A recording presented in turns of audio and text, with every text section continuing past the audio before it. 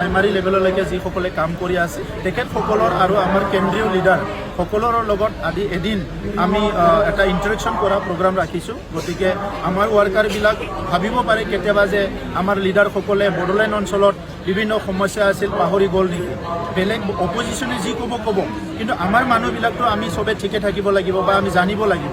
গতিকে আমাৰ লিডাৰসকলে আমাৰ চিন্তাধাৰাত কোনো সলনি হোৱা নাই। আমি যি উদ্দেশ্যলৈ বিটিআৰত আহিছিলোঁ, পলিটিক্স কৰিছোঁ, চৰকাৰ কৰিছোঁ, এই উদ্দেশ্যত আমি সকলো অটল আছোঁ। ইয়াত কোনো বিচলিত হোৱা নাই, 1% বিচলিত হোৱা নাই।